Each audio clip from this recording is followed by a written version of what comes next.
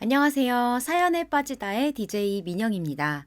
오늘은 연세 지긋하신 70대 여성분께서 사연 보내주셨는데요. 사연을 쭉 읽어보니까 정말 한많은 인생을 사셨다라는 생각이 들어요. 어떤 사연인지 지금 만나볼게요.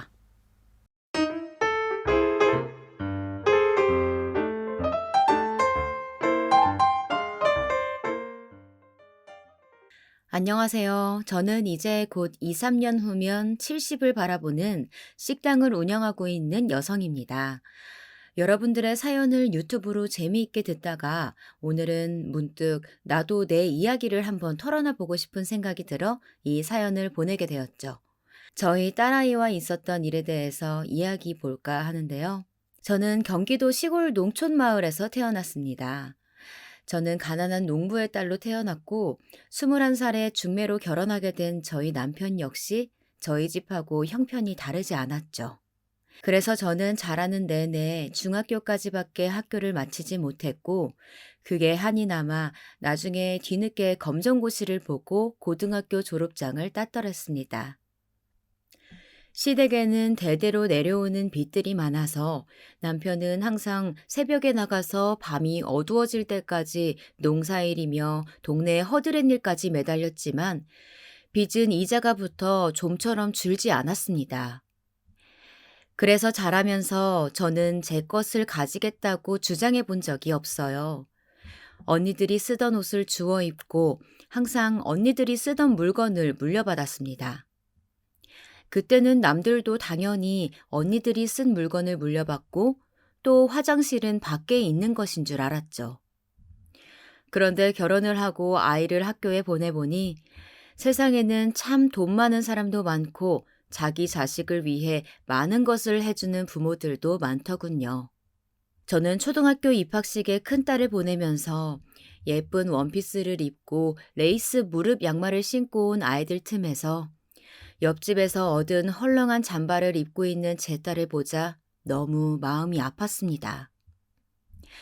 가난이라는 것은 노력하면 극복할 수 있고 또 돈이라는 것도 형편에 맞게 아껴 쓰면 된다고 생각했는데 그러나 그런 생각이 들어도 어쩔 수 없었습니다. 어차피 우리 집은 가난했고 남편도 저도 형편이 나아질 확률은 없었어요. 그저 하루하루 열심히 일해서 빚을 늘리지 않도록 노력하는 것이 고작이었습니다. 저는 일남 일녀를 두었는데 남들은 아들을 선호하던 시대였지만 저는 첫 아이였던 큰딸을 참 예뻐했습니다. 어릴 때부터 어디 데리고 나가면 행색은 꾀재재해도 너무 예쁘다며 칭찬을 듣던 아이였고 저에게는 삶이 힘들 때 언제나 저에게 힘을 주는 존재였습니다. 딸은 피부가 하얗고 큰 눈을 가지고 있었고 가지런한 이목구비를 가져서 어릴 때부터 예쁜 걸로 동네에 소문이 자자했습니다. 딸보다 2년 늦게 태어난 아들은 딸만큼 외모가 뛰어나진 않았지만 순하고 제 속을 썩이지 않는 다정한 구석이 있는 아들이었죠. 뭔가 두 아이의 성격은 아들, 딸이 바뀐 것 같았어요. 딸은 자라면서 외모 칭찬을 많이 듣고 항상 자신이 돋보여서 그런지 커갈수록 좀 우리 집 형편을 창피해 하는 것 같았어요. 급식비를 마련해 줬더니 그 돈으로 갈색으로 염색을 하고 오질 않나. 고등학교 때 배우 오디션을 보겠다고 말도 없이 학교를 안 가질 않나. 남자친구를 어릴 때부터 사귀어서 동네에 안 좋은 소리가 돌기도 했죠. 그럴 때마다 저는 딸에게 엄마 아빠가 많이 못 챙겨줘서 미안하다. 그렇지만 공부도 하고 열심히 살아야 한다고 딸을 계속 타이르곤 했습니다. 여자이기에 험한 세상이라는 걸 잘 알고 있기에 외모가 튀는 것이 마냥 좋은 것만은 아니라는 생각이었죠. 딸은 그런 제 말은 듣는 둥 마는 둥 하면서 난 이 시골에서 벗어나서 서울로 갈 거라고 입버릇처럼 저에게 항상 얘기를 했습니다. 그러던 중 드디어 딸의 고등학교 졸업식 날이 됐어요. 저는 딸이 고등학교 다니는 동안 가난 때문에 저와 남편에게 반항도 많이 하고 그랬지만 그래도 이제 성인이 되었으니 나아질 것이라고 믿고 진학하기로 한 동네 인근의 4년제 대학을 마음 잡고 잘 다녀주기를 빌었어요. 그리고 졸업식 날 큰맘 먹고 딸이 가보고 싶어 하던 비싼 이탈리안 레스토랑에 가기로 남편과 계획을 세워뒀죠. 그런데 학교로 찾아갔는데 아침에 곧 보자고 하던 딸은 학교에 없었습니다. 같은 반 친구들한테 우리 미나 어디 갔냐고 물어봤지만 오늘 결석했다는 말뿐이었어요. 우리 부부는 딸에게 계속 전화를 걸었지만 전화기 전원은 꺼져 있었습니다. 저는 혹시나 무슨 일이 생긴 건 아닐까 너무 걱정이 돼서 파출소에 신고를 해야 하나 생각했는데 그날 저녁이 다 되어서 문자 하나가 오더군요. 엄마, 아빠, 저는 아는 언니가 재워준다고 해서 버스 타고 서울로 왔어요. 여기서 연예인 돼서 큰돈 벌어서 갈게요. 건강하세요. 가끔 전화 드릴게요. 기가 막혔습니다. 딸은 그렇게 가출 아닌 가출을 해버린 것이었어요. 작은 동네에서 하도 사람들이 예쁘다 예쁘다 하니 자신이 진짜 연예인 해도 될 얼굴인 줄 알고 아무 대책도 없이요. 집에 가서 나중에 보니 제가 가지고 있던 몇 안 되는 폐물이 사라졌더군요. 아마 그걸 팔아 당장 쓸 돈을 마련하고 서울로 가버린 모양이었습니다. 저는 폐물을 훔쳐 판 것도 화가 났지만 세상이 험한데 딸이 서울 어디에 있는지도 모른다는 것이 너무 걱정이 돼서 계속 딸에게 연락을 하고 메시지를 남겼습니다. 딸은 가끔 잘 있으니 걱정 말라고 문자를 보냈지만 전화는 아예 받지 않았어요. 저는 그렇게 1년의 세월을 딸의 얼굴도 보지 못한 채 지나갔습니다. 세월이 지날수록 도대체 얘가 다니기로 한 대학은 입학도 하지도 않고 어디서 뭘 하고 있는지 걱정이 됐어요. 원래 딸은 고등학교를 졸업하고 집 인근에 있는 4년제 대학을 입학하기로 되어 있었는데 딸이 그렇게 사라지자 저희 부부는 학교의 사정을 이야기하고 1학기 등록금을 내놓고 휴학 신청을 해둔 상태였습니다. 몇 개월 저러다가 돌아와 정신 차리고 대학을 다니겠지 하는 마음이었죠. 그런데 1년이 다 되어가도 딸은 한 번도 고향에 내려오질 않고 그나마 오던 문자도 점점 뜸해지는 것입니다. 저희는 도저히 너무 답답하고 걱정이 돼서 몇 번이고 무작정 딸이 얼핏 살고 있다고 말했던 은평구 지역으로 가서 언니랑 산다고 말했던 빌라들이 모여있는 곳에 부동산에 가서 여자 둘이 사는데 연예인 준비한다는 집 혹시 모르냐는 등 서울에서 김서방 찾기식으로 딸아이를 찾기 위해 헤매고 다녔습니다. 그러다가 우연히 제 딸을 본 것 같다는 은평구에 살던 친척 언니의 전화로 저는 딸을 봤다는 동네로 달려갔어요. 그곳은 개천이 있었고 그 주변으로 빌라들이 가득한 동네였습니다. 저는 무작정 그 인근의 빌라들과 주변 편의점을 돌아다니며 제 딸 사진을 들고 이 아이 혹시 못 봤냐고 물어봤습니다. 그러다가 어느 한 편의점 사장님이 비슷한 아가씨를 본 것 같다고 머리가 노란색이었던 것 같은데 가끔 맥주를 사러 온다고 했어요. 그래서 저는 사장님에게 사장님 사례를 할 테니 그 아가씨 오면 저에게 다시 바로 연락 좀 달라고 부탁드리고 일주일을 은평구에 살던 친척 언니네 집에 염치불구하고 붙어 있었어요. 다행히 언니도 나도 자식을 키우는 입장에서 얼마나 속이 탈지 알겠다고 일주일 있어 보면서 딸을 찾을 수 있게 자신이 도와주겠다고 이야기해 주더군요. 저는 언니 손을 잡고 눈물을 흘렸습니다. 그렇게 일주일간 있기로 하고 머물던 셋째 날인가 드디어 편의점 사장님에게 전화가 왔습니다. 방금 왔다 갔다는 것이었어요. 저는 필사적으로 편의점 쪽으로 뛰어갔어요. 그리고 인근 골목으로 가는 모든 길을 두리번거리며 노란 머리를 찾았습니다. 여러 갈래 골목들이 있는 빌라촌이라 길이 헷갈렸지만 최대한 멀리까지 사람의 모습을 찾아보려고 애쓰던 그때 제 눈에 노란 머리의 여자가 걸어가는 뒷모습이 보였습니다. 한겨울인데도 맨발에 슬리퍼를 신고 두꺼운 패딩을 이불 말듯 둘둘 말고 걸어가는 그 뒷모습은 약간 팔자다리를 걷던 딸의 걸음걸이와 닮아 있었어요. 저는 급하게 뛰어가며 딸의 이름을 불렀습니다. 미나야! 미나야! 순간 그 노란머리의 아가씨가 힐끔 뒤를 돌아보더군요. 그 모습은 틀림없이 우리 미나였습니다. 딸은 저를 보고 깜짝 놀란 듯이 굳어있더니 냅다 뛰어 도망가기 시작했어요. 저는 딸을 잡기 위해서 헉헉대며 달려가다가 그만 넘어져 버리고 말았습니다. 아이고, 미나야! 아이고, 허리야! 저의 비명소리가 들리자 딸은 그래도 조금 걱정은 되었는지 달려가던 것을 멈추고 저에게 다가오더군요. 그러게, 여기까지 왜 찾아와서 뛰고 그래? 진짜 엄마 때문에 못 살겠어, 정말. 저는 그렇게 1년 만에 딸을 겨우 다시 만났습니다. 친한 언니와 지내는 방이라는 원룸으로 들어가 그동안 어떻게 지냈는지 이야기를 들었어요. 딸은 모델 에이전시에 들어가서 워킹과 모델이 되기 위한 여러 교육들을 받고 있고 그 교육비를 벌기 위해서 저녁에는 호프집에 아르바이트를 하러 간다고 했습니다.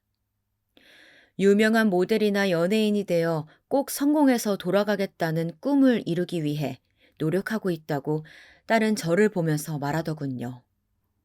저는 딸에게 고향으로 내려가서 다시 휴학해놓은 대학에 들어가자고 끈질기게 설득했지만 딸은 바뀐 전화번호를 알려주며 앞으로 이 번호로 자주 안부 전할 테니 내 집도 아닌데 여긴 다시 오지 말라고 한 번씩 밖에서 보자고 하더군요.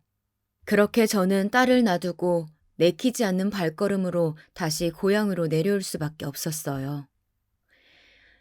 이제 미성년도 아니고 다 큰 애가 자기 꿈을 이루기 위해 노력하겠다는데 제가 돈 없는 부모로서 그걸 말려도 될까 그런 자괴감이 들었기 때문이죠. 그 후로 딸은 엄마 아빠가 걱정하는 것을 알았는지 그래도 한 달에 한 번은 고향에 내려오고 한 번씩 전화도 했습니다. 예전보다는 연락이 되니 안심은 되었지만 날이 갈수록 화려해지는 패션과 진한 화장을 보고 저는 괜히 헛바람만 드는 것 아닐까 걱정이 됐습니다.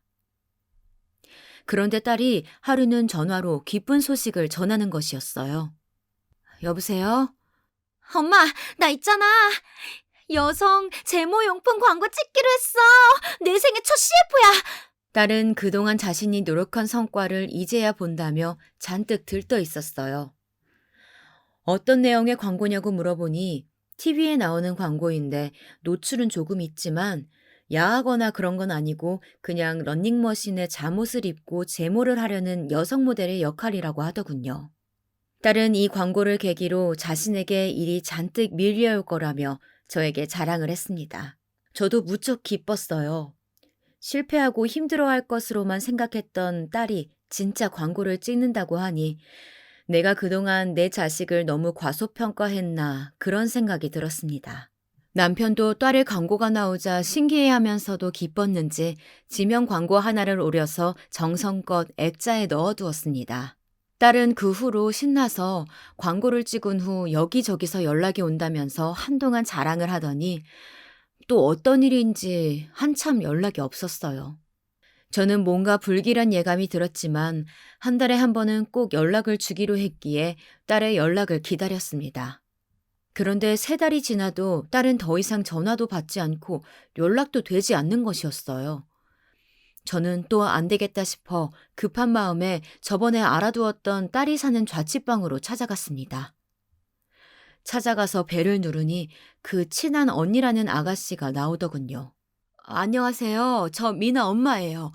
우리 미나 있나요? 아, 어머니시구나. 안녕하세요. 근데 미나 어머니, 미나 남친 생겨서 집 이사했어요. 아니, 이건 또 무슨 소리인지. 그 친한 언니의 말에 따르면 미나가 그 광고를 찍고 연락 온 사업자 중 한 사람과 사귀게 되었는데 그 사람이 미나가 이 동네에 사는 게 속상하다며 고급 오피스텔을 얻어줬다는 거였습니다. 그 언니를 한번 초대해서 위치를 알고 있다고 하길래 저는 주소를 받아 그 오피스텔로 찾아갔어요. 흔히 말하는 주상복합 형태의 신축 오피스텔로 시골 촌뜨기인 제가 보기에도 삐까번쩍하고 몹시 좋아 보였습니다. 저는 오피스텔로 들어가서 현관벨을 눌렀습니다. 띵동띵동 소리가 울려 퍼지자 철컥 소리가 나면서 딸이 얼굴을 내밀었습니다. 그새 머리가 다시 갈색으로 바뀌어 있었어요. 엄마, 여기는 또 어떻게 알고 온 거예요? 딸은 몹시 당황한 듯이 저를 보며 말했습니다. 너 은평구 집에 가서 언니한테 물어봤지. 어떻게 된 거야? 이사를 했다면서 왜 엄마한테 말도 안 해? 아, 엄마, 나 지금 손님 오기로 했으니까 엄마 일단 가요. 네? 제가 전화 드릴게요. 제대로 이야기 듣기 전에는 못 간다. 엄마보다 더 중요한 손님이 누군지 얼굴을 보고 가야겠구나. 아, 엄마 진짜. 나 정말 지금 안 된단 말이야. 그러면 건물 1층에 카페 있으니까 거기서 기다려요. 내가 볼일 다 끝나면 내려갈게요. 저는 딸이 하도 떠미는 통에 얼떨결에 밀려나서 1층 카페에 가 있을 수밖에 없었죠. 카페를 드나드는 사람들을 관찰하며 2시간여인가 기다리자 헐레벌떡 딸이 쫓아왔습니다. 뭘 했는지 화장이 그새 진해져 있었어요. 저는 걱정스럽게 그런 딸의 모습을 바라봤습니다. 엄마, 지금부터 내가 하는 말 잘 들어요. 이제부터 나 찾지 마요. 갑자기 딸의 입에서 청청병력 같은 소리가 났습니다. 나는 무슨 말인가 싶어 딸의 얼굴을 바라봤어요. 딸은 살짝 눈을 피하더니 이야기했습니다.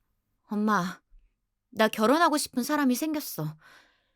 그런데 그 사람은 내가 기획사 프로필에 쓴 것처럼 부모님이 미국에 있는 교수님인 줄 알아. 그래서 나 결혼식에 부모님 못 오신다고 하고 신랑네 식구들하고만 간단히 식 올릴 거예요. 저는 제 귀로 듣고서도 귀를 의심했습니다. 도대체 내 딸이 지금 뭐라고 한 것인지 분간이 되질 않았습니다. 지금 부모인 우리를 부르지도 않고 식을 올리겠다고 한 거 맞나요? 저는 기가 막혔습니다. 아니, 그게 무슨 말이야? 왜 기획사 프로필에 미국에 있는 부모를 만들어? 연예인 한다더니 그게 사기치는 일이니? 그리고 네 결혼식에 왜 우리가 못 가는데? 아, 진짜 엄마! 못 알아듣겠어요? 나 그 사람 빵빵한 가족들하고 거지같이 못 사는 엄마 아빠하고 만나게 하고 싶지 않아요. 그냥 미국에 부모님 계시다고 둘러대고 결혼하고 싶다고요. 쪽팔린다고요. 저 좀 살게 내버려 둬요. 거지같이? 저는 방금 제 귀로 들은 소리를 받아들이고 싶지 않았습니다. 그래서 다시 물어보려고 고개를 들었습니다. 제 눈에는 눈물이 고여 있었죠. 그런데 딸은 이미 자기 할 말을 다 했다는 듯이 자리를 박차고 나가버리더군요. 저는 다시 올라가 따질 힘도 남아있질 않고 그 자리에 앉아 하염없이 눈물을 쏟았습니다. 자식에게 버림받은 부모. 그게 바로 저의 신세였습니다. 아니, 아무리 그래도 낳아주고 키워준 부모를 어떻게 부정하고 없는 셈 치겠다고, 자기 혼자 결혼해서 잘 살겠다고 저럴 수 있는지 정말 이해가 되질 않았습니다. 그 길로 저는 집에 내려가서 이제 우리 집에는 자식 하나 없는 셈 치자고 단호하게 말했어요. 딸 소식은 이제 궁금해하지도 말자고, 그 애는 이제 우리 가족이 아니라고 저는 울면서 남편과 아들에게 말했어요. 남편과 아들은 모르긴 몰라도 내가 이렇게까지 하는 데에는 어떤 이유가 있겠지 싶었는지 그저 말없이 알겠다고 했어요. 그 후로 우리 가족은 미나 이야기를 아무도 꺼내지 않게 되었습니다. 저는 그 후로 혼자 있을 때마다 딸이 나에게 거지 같다고 했던 그 순간을 수없이 떠올리며 혼자 가슴을 쥐어뜯으며 울었습니다. 어떤 부모이든지 자식에게만은 떳떳하고 당당하고 싶은 것이 당연한데 이제 그런 소리까지 들어버렸으니 다시는 얼굴을 보고 싶지 않았습니다. 비록 딸의 말대로 우리 집은 가난했지만 그런 가정을 지키기 위해서 저와 남편은 매일 손발이 부르트도록 농사일을 하고 정말 열심히 일했습니다. 그런데 그런 노력을 다 무시하고 어떻게 돈이 없다는 이유만으로 그렇게 부모를 모른 척할 수가 있을까요? 정말 너무 서럽고 또 딸이 용서가 되질 않았습니다. 그리고 그렇게 마음에 큰 응어리를 진 채로도 시간은 무심하게 흘러가더군요. 어느덧 딸을 마음에서 떼어낸 지 5년이라는 시간이 흘렀습니다. 그동안 저의 생활에도 큰 변화가 있었죠. 남편과 저는 시골에서 농사를 짓던 것을 정리하고 우리는 농사 짓던 마을 인근에 사는 이웃 중에 도시에서 고깃집을 크게 하는 사장님이 있어 그분 밑으로 들어가 일을 하게 되었습니다. 한 살 한 살 먹을수록 농사일도 지쳐서 이제는 식당 일이나 조금 배우면서 소소하게 지내고 싶었거든요. 그렇게 우리는 그곳에서 남편이 숯을 관리하고 저는 주방에서 음식을 만드는 것을 도우며 도시 생활을 시작했습니다. 어차피 사장님께서 지낼 곳도 살펴주시고 가게 일에 잘 적응할 수 있도록 도움을 주셔서 저희는 오히려 농사 지을 때보다 월급을 착착 모을 수 있었어요.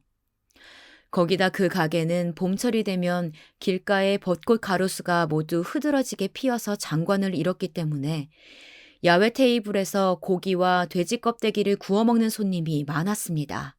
특히나 가게의 돼지 껍데기는 가게 사장님만 아는 비법 소스에 담가두었다가 구워냈는데 간장 같기도 하고 참기름 같기도 한 그 소스의 비법을 알고 싶어 하는 사람이 많았지만 사장님은 한사코 아무에게도 가르쳐주지 않았습니다. 사장님은 아내를 사별하고 혼자 되신 영감님이셨는데 자신이 직접 수백 번, 수천 번의 단계를 거쳐서 개발한 돼지 껍데기 소스라며 아무에게도 그 비법을 알려주지 않을 거라고 술을 드시면 이야기하시곤 했죠. 저희 부부는 웃으면서 그럼요. 영감님 죽을 때까지 혼자만 비밀로 간직하셔요. 하면서 웃곤 했습니다.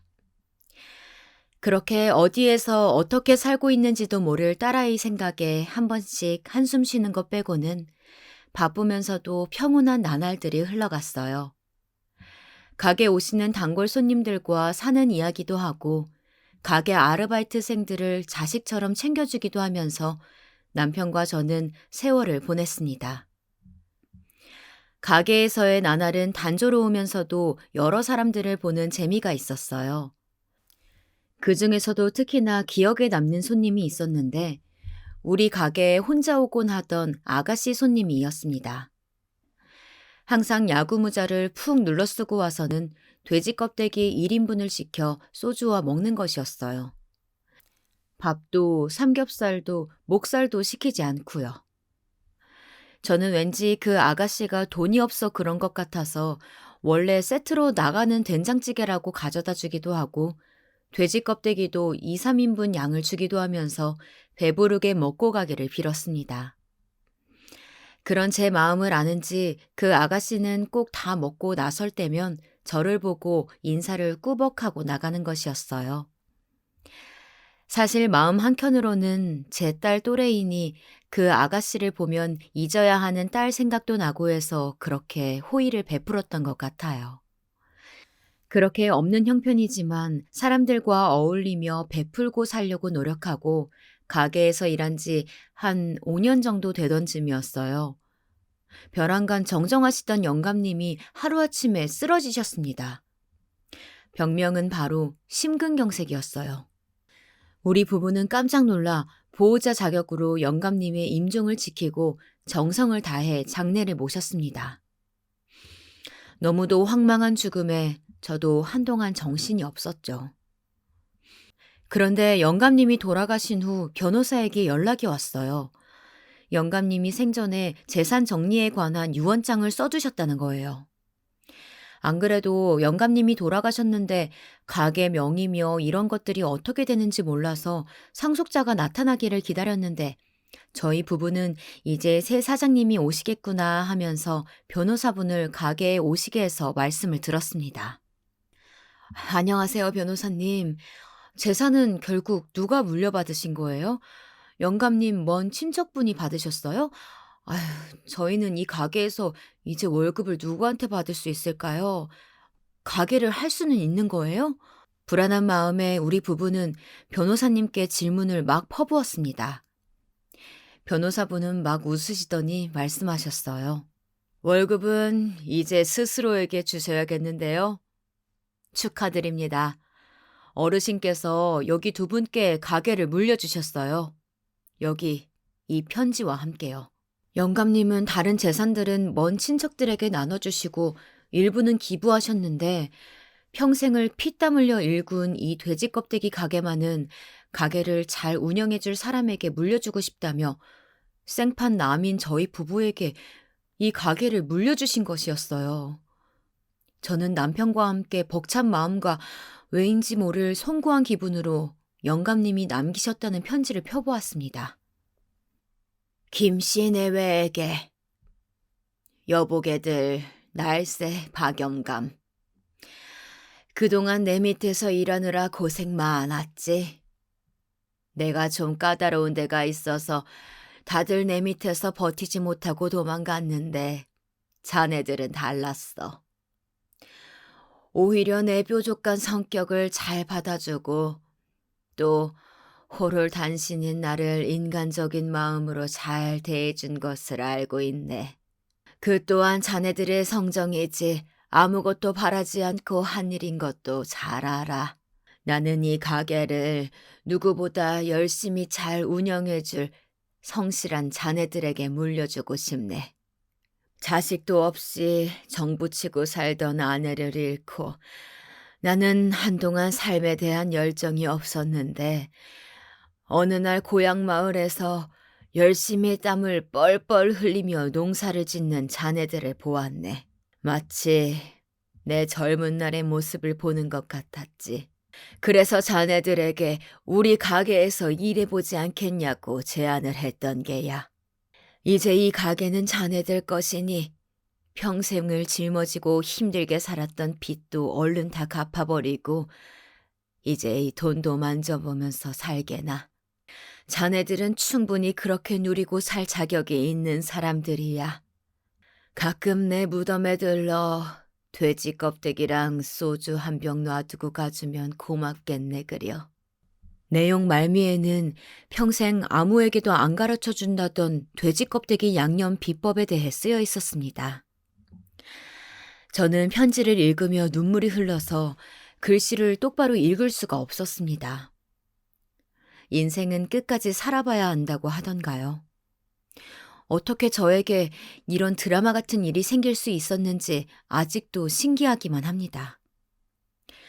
영감님 살아계실 때 더 챙겨드리지 못한 것이 죄송하고 감히 우리가 가게를 받아도 될지 너무 민망하고 걱정되기만 했습니다. 그렇게 우리 부부는 태어나서 난생 처음으로 우리의 재산을 가지고 사장님 부부가 되었습니다. 직원일 때도 그랬지만 우리 부부는 농사일을 매일 하던 성실함으로 식당 일에 최선을 다했습니다. 영감님이 돌아가셨다고 맛이 변했다는 소리를 듣기 싫어서 그 고유의 맛을 지키려고 무던히 애를 썼죠. 가게는 장사가 나름 되었습니다. 영감님이 계시던 시절과 비슷하게 매출이 나왔죠. 저는 남편과 함께 으쌰으쌰하며 많은 빚을 갚을 수 있었습니다. 이제 조금만 더 노력하면 그동안 쌓였던 빚의 이자까지 갚을 수 있을 것 같았어요. 그러던 어느 날 우리에게 영감님이 가게를 물려주신 것에 이어 또 다른 행운이 왔습니다. 가게에 방송국 섭외 전화가 온 것이었어요. 저는 어리둥절해서 다시 물었죠. 어디시라고요? 네, 연예가 땡땡입니다. 이번에 아이돌 그룹 리더 땡땡씨의 단골 식당 촬영하려고 하는데 이 식당이라고 하셔서요. 연습생 때 최고 단골집이라고 하시는데 기억 안 나세요? 아이돌? 땡땡씨? 처음 듣는 이름이었어요. 우리 가게에 그런 연예인이 온 적은 없는 것 같았습니다. 저는 잘못하신 것 아니냐고 우리 가게에 그런 손님이 오신 적은 없다고 했더니 방송국 작가라는 그분이 웃으며 말했습니다. 그냥 방송만 오케이 해주시면 됩니다. 저희가 시간 알려드릴 테니 그 시간에 가게 전체 다 비워주시면 되고요. 그렇게 저는 영문도 모른 채 가게에서 방송 촬영을 한다기에 어쨌든 홍보가 되려나 하면서 나를 기다리고 있었습니다. 그런데 촬영 당일이었어요. 몸에 쫙 달라붙는 화려한 의상을 입고 다가오는 그 아가씨는 어딘지 모르게 낯익은 모습이었습니다. 저는 어디서 봤는지 기억을 떠올려 보려고 했지만 어쩐지 가물가물했어요. 그런데 제 쪽으로 다가오던 그 아가씨가 덥석 제 손을 잡으면서 말했어요. 아주머니 잘 계셨어요? 저예요, 저. 맨날 구석자리에서 혼자 돼지 껍데기 하나에 소주 한 병 시켜 먹고 갔잖아요. 저한테 항상 된장찌개도 챙겨주시고 껍데기도 많이 주셨잖아요. 기억 안 나세요? 가수 준비하면서 힘들 때마다 저 여기 와서 아주머니의 따뜻한 마음 덕분에 다시 시작할 수 있었어요. 이럴 수가. 그 아가씨가 맞았어요. 항상 야구 모자를 쓰고 혼자 와서 소주를 마시고 가던 쓸쓸하고 배고파 보이던 그 아가씨. 지금은 너무나 성공해서 반짝반짝 빛나는 그야말로 하늘의 별이 되었더군요. 저는 너무 반갑고 또 마음이 좋아서 정말 잘 됐다고, 정말 축하한다고 아가씨를 껴안고 마음껏 축하를 해주었습니다. 아가씨는 벽면이 가득 차도록 사인을 해주며 힘들면 또 껍데기에 소주 먹으러 오겠다는 말과 함께 저를 꼭 껴안아주고 돌아갔습니다. 방송이 나간 바로 그 다음 날부터 우리는 행복한 비명을 질러야 했어요. 어디서 몰려드는지 모를 수많은 사람들이 우리 가게에 진을 치고 껍데기를 시켰고 심지어 그 아가씨의 해외 팬들까지 진을 치고 가게에 주문하는 통에 정말 눈코뜰 새 없이 바빴습니다. 쓰던 직원도 3배나 늘리고 밤낮 없이 일을 하는데도 쏟아지는 주문을 감당할 수가 없을 만큼 그 아가씨의 팬이라는 분들이 가게를 찾아 매상을 올려주었습니다. 우리 부부는 돈 계산할 틈도 없이 정신없이 살았습니다.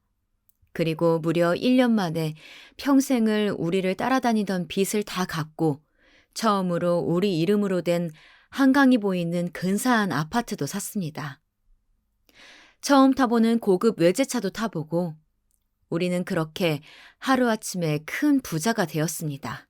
마치 그동안 우리의 노력을 보신 하나님이 한 번에 인생을 바꿔주신 것만 같았죠.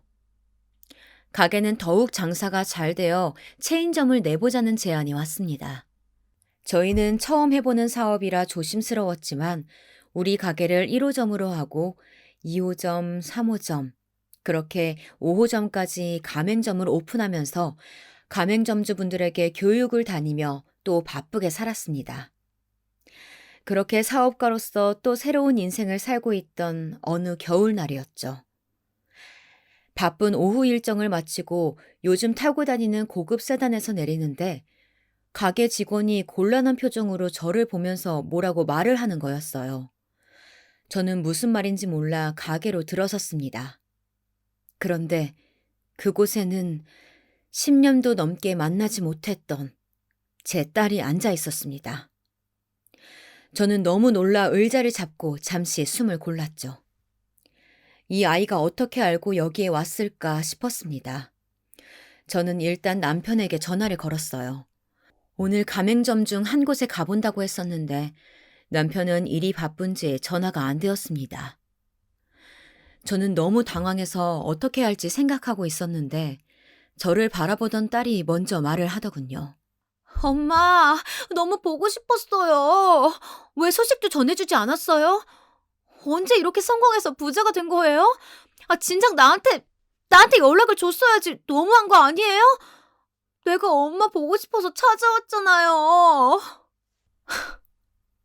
진짜 기가 막히고 코가 막히더군요. 아무리 내 속으로 낳은 자식이지만 인간이 이렇게 뻔뻔할 수는 없었습니다.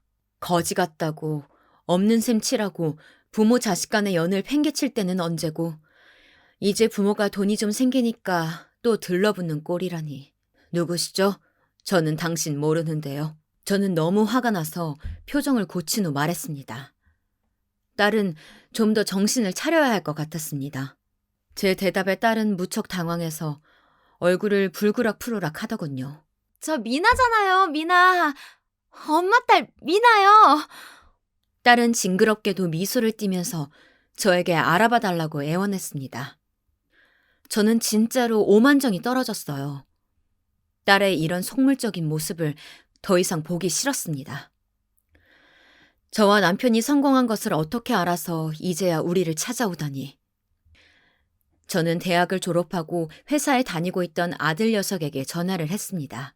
가게에 불청객이 찾아왔으니 네가 와서 가게에서 좀 나가게 해달라고요. 곧 아들이 헐레벌떡 뛰어오더군요. 누나! 여기 어떻게 왔어?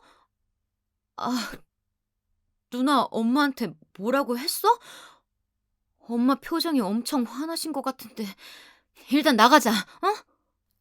그렇게 가게에 온 아들 녀석은 내 표정을 살피고 계속 가게에 죽치고 있던 누나를 보더니 기겁을 하면서 누나를 끌고 나가더군요.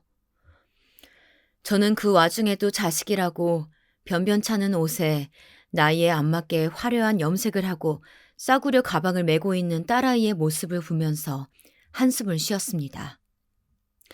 그렇게 매몰차게 결혼을 하겠다고 떠났으면 잘 살기라도 할 것이지 도대체 내 눈에 보이는 저 꼴은 뭔가 싶었어요.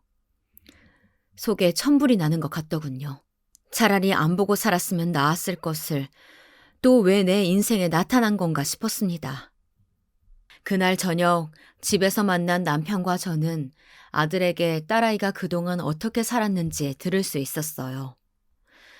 딸은 그때 기획사에서 짜준 각본대로 미국에서 교수를 하는 부모님이 있다고 둘러대며 결혼을 진행시키다가 미국에 친척이 있었던 그 남자의 부모님이 자세하게 캐묻고 따로 알아보는 바람에 거짓말한 것이 들켜 파혼을 당했다고 합니다. 그 후 그 남자가 얻어주었던 오피스텔에서도 다시 쫓겨나 원래 있었던 은평구 집으로 돌아갔다고 해요. 꼴에 자존심은 있어서 이제야말로 연예인이 돼서 성공하겠다고 포부를 품고 딸은 온갖 굳은 일을 마다하지 않고 작은 배역이라도 따내려고 애를 썼다고 합니다. 그러나 기획사 사장이 돈을 벌어오게 하고는 사기를 치고 달아나 버리고 딸은 결국 스스로 자기 자신을 망쳐버렸습니다. 술집을 나가버린 거였어요. 결국은 연예인 준비를 하다가 술집에서 일하는 신세가 되어버린 것이죠. 그렇게 술집을 전전하며 처음에는 큰 돈을 벌기도 했지만 결국 사치를 이기지 못해 알코올 중독이 되어 지금은 작은 동네 미용실에서 허드렛 일을 도우며 결혼도 하지 못하고 살고 있었다는 것입니다. 그런데 어느 날 미용실에서 시다 일을 하다가 돼지 껍데기 맛집으로 소개된 영상에서 저를 보고 깜짝 놀랐다는 것이었죠. 그리고 염치불구하고 찾아왔다는 것입니다. 그리고 아들에게 손을 꼭 붙잡고 얘기를 했대요. 돈 5천만 해줄 수 없겠냐고. 보증금을 다 까먹어서 살던 집에서 쫓겨나게 생겼다고요. 저는 듣다가 천불이 나서 다시 딸에게 전화를 걸었습니다. 야, 너 줄 돈 없으니까 꺼져. 낳아주고 키워준 부모한테 거지 같다고 온갖 막말을 하면서 연을 끊더니 이제 부모 형편이 좀 핀 것 같으니까 연락을 해? 있을 때만 가족이고 없으면 남이니? 난 너 내 딸로 이제 생각 안 하니까 멀쩡한 네 몸뚱이로 무슨 짓을 하든 네 밥벌이는 네가 하고 살아. 그렇게 저는 너무 화가 나서 속에 있는 말 없는 말을 전부 퍼부어버리고 말았어요. 정말이지 그동안 제 딸의 인생이 너무도 망가졌다는 생각과 어렸을 때 좀 예뻤던 것 때문에 헛바람이 들어서 저 지경이 되었나 하는 생각으로 괴로운 시간들이었습니다.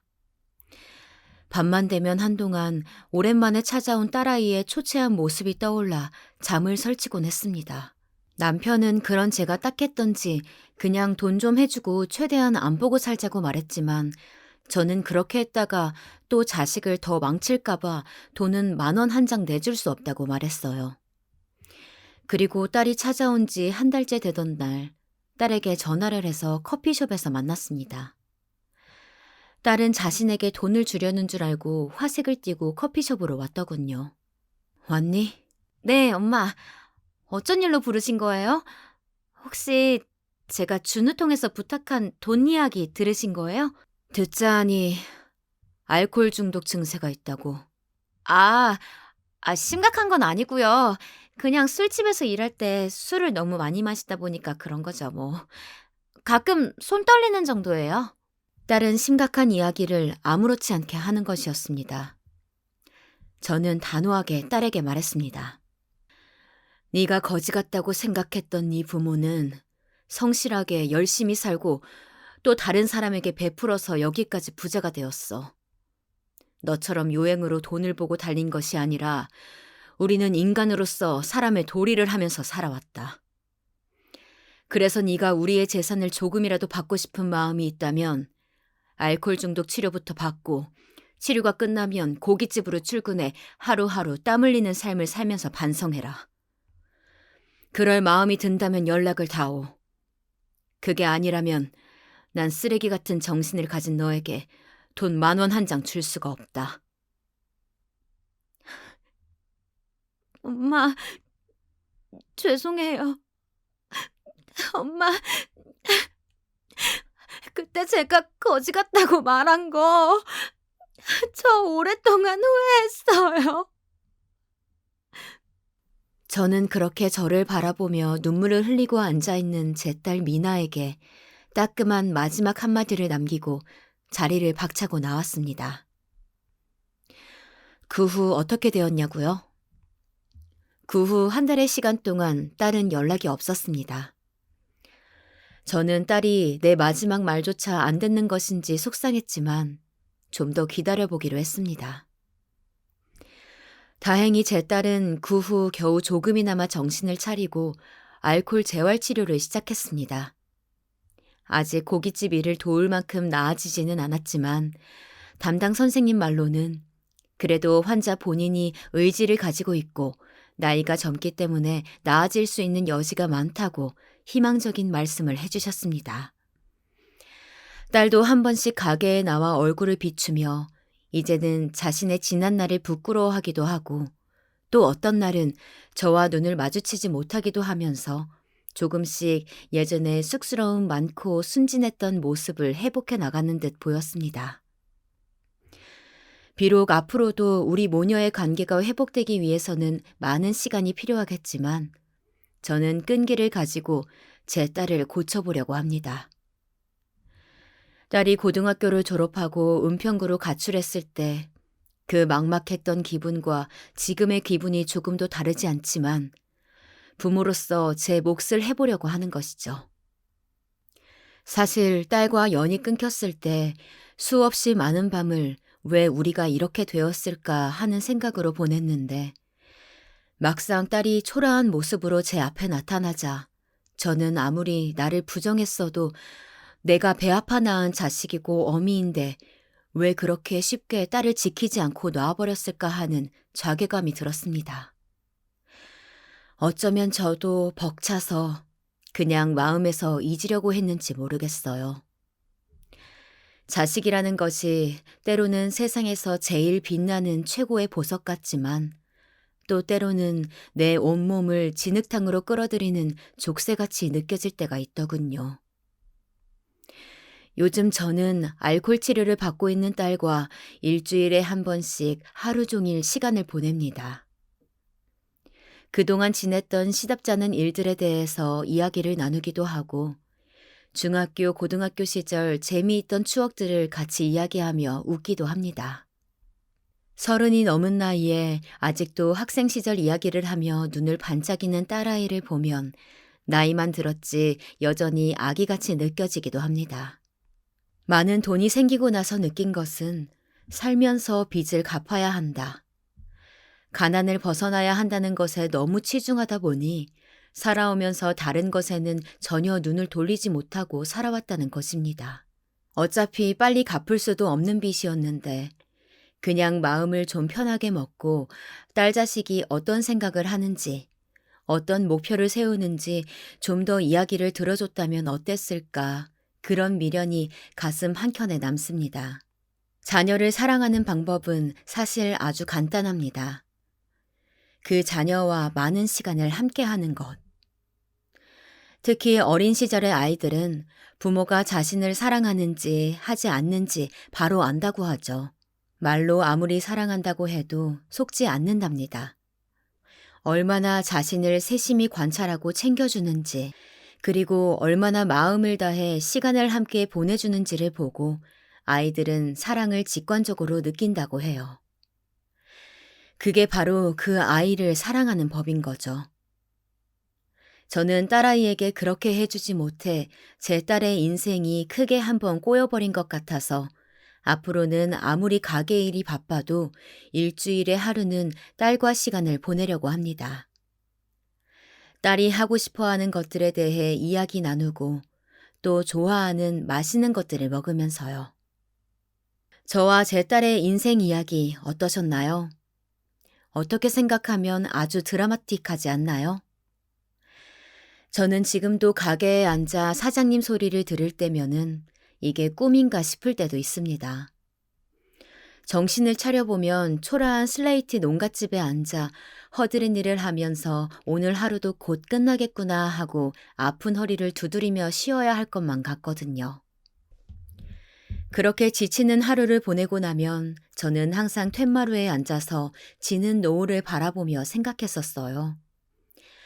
아, 저 노을을 놀러 가서 보는 사람들은 참 행복하겠다. 하루라도 돈 걱정 없이 좀 살아보고 싶다. 나는 언제쯤 빚을 다 갚고 마음 편히 나들이 한번 갈 수 있을까? 우리 아이들에게 해주고 싶은 것들을 마음 편히 해줄 날이 오긴 올까? 그런 생각을 하며 잠자리에 들었던 기억이 납니다. 이제는 아련한 추억이 되었네요. 막상 손에 넣어보니 돈이 있어 편리하긴 하지만 그때도 나름 좋았다는 생각도 들고 그때 가난했던 것은 집안 살림이 아니라 내 마음은 아니었을까 싶습니다. 여러분은 저와 같은 과오를 범하지 마시고 자식에게 더 많은 관심과 사랑을 주시고 또 지금 손에 쥐고 있는 행복을 잘 살피면서 하루하루 열심히 사시기를 바랍니다. 누가 뭐래도 인생은 한 번뿐이니까요. 지금까지 이야기 들어주셔서 감사합니다.